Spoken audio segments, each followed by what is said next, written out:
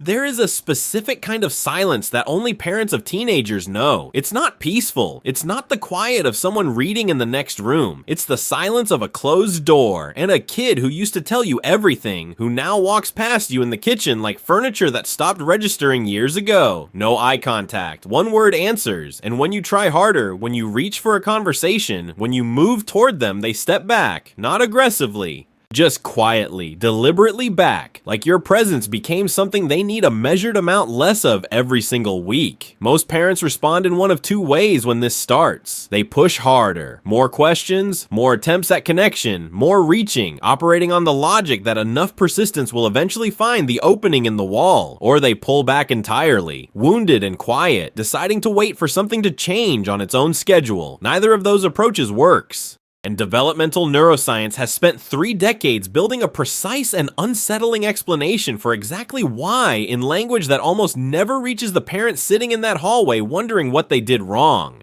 Let's begin with the instinct almost every parent defaults to, the feeling that if your teenager is actively pushing you away, the relationship must be broken somewhere. That you said the wrong thing, crossed a line you didn't see, or that they simply don't need you the way they used to. That interpretation feels like truth because the evidence seems to confirm it every single day, but it is one of the most consistently misleading conclusions in all of adolescent psychology, and the research has been pointing this out for a very long time. In 2003, neuroscientist Naomi Eisenberger at UCLA placed participants inside an fMRI scanner and had them play a virtual game of catch with 2 other players they believed were real people. At a deliberate moment during the game, the other players stopped, including them. They just kept throwing the ball to each other, without explanation or acknowledgement. What Eisenberger recorded changed how science understands social pain. The brain regions that activated during exclusion were not the emotional centers researchers expected. They were the anterior cingulate cortex and the anterior insula, the same exact regions that process physical pain. Being socially cut out activated the brain's pain matrix, not as a metaphor, as a documented, reproducible neurological event that shows up consistently on a scanner.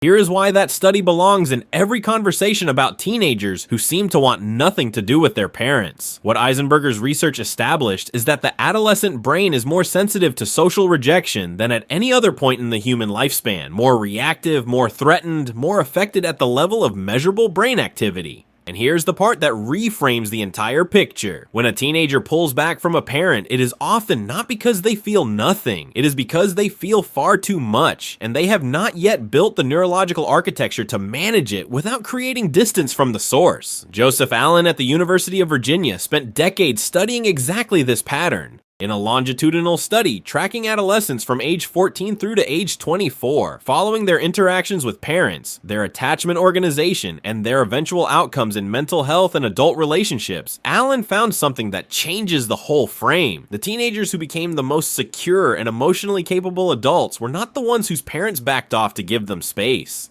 They were the ones whose parents stayed reliably warm and present while making genuine room for autonomy, available without hovering, close without closing in. Allen called this the secure base phenomenon in adolescence. Bowlby first described it in infants, but the mechanism in adolescence is entirely different. A baby needs physical closeness to feel safe. A teenager needs to know the base still exists, still holds, even while they are deliberately moving away from it. The distance is not rejection, it is a test. Your teenager is asking a question they have no language for yet. If I go further than you're comfortable with, will you still be there when I need to come back? And here is where the science turns in a direction most parents find genuinely difficult to hold. Because the pushing away, the silence, the closed door, none of it is just normal. It is developmentally necessary. In 1966, psychologist James Marcia built on Erikson's foundational theory and identified 4 distinct pathways through adolescent identity formation. The teenagers who develop the most stable adult identities are the ones who pass through what Marcia called moratorium, a period of active and sometimes disruptive identity exploration where inherited values get questioned and the family's center of gravity gets tested so the teenager can eventually discover which parts of it they actually want to carry forward. The teenagers who skip this entirely, who stay agreeable and never push back, land in what Marcia called foreclosure. They commit to an identity without building one. The research on foreclosure is consistent across decades. Rigid thinking under pressure, fragile self-esteem, and a recurring vulnerability to identity crisis in adulthood because the foundations were borrowed and never genuinely tested. The behavior that looks like your failure is, in the actual architecture of a healthy adolescence, exactly what is supposed to be happening. You are not being rejected. You are the wall your teenager is pushing off from to reach deeper water. There is a healthy version of all this and one that is not, and the difference lives in what researchers call the quality of the attachment channel, not whether a connection exists between you, but whether it can still carry information in both directions while the distance is growing. Allen's longitudinal data was precise about this.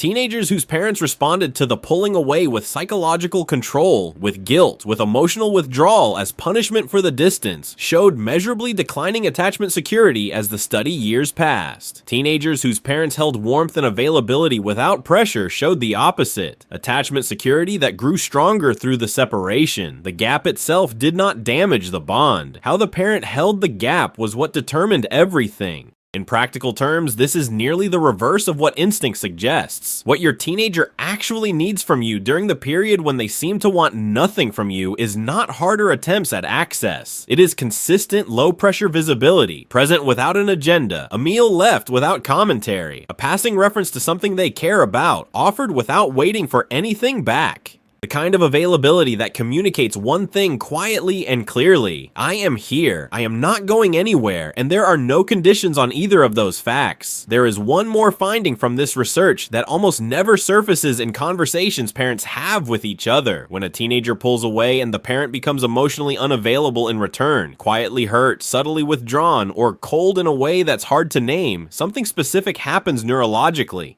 The threat detection system, already running at a heightened baseline throughout this entire developmental window, reads that parental withdrawal as confirmation of the fear underneath all the pushing, that the relationship cannot survive the distance. And what follows that confirmation is rarely repair. It is escalation or shutdown or both moving at the same time. The warning worth watching for is not the one most parents expect. If your teenager has stopped pushing, stopped provoking, gone genuinely flat in how they engage with you across weeks or months, that is the signal, not the drama, the disappearance of it. Because drama, neurologically, is still engagement, still a bid for something, even when the form makes it almost impossible to receive gracefully. The absence of bidding means something different entirely. It means they have started reorganizing internally around the assumption that the connection will not hold. You are not furniture to your teenager, regardless of how completely their behavior communicates otherwise. You are the most important developmental variable in their life at the exact moment they are most committed to acting like you are not. The question the research keeps returning to is whether you can understand what they are reaching for when nothing about them looks like reaching.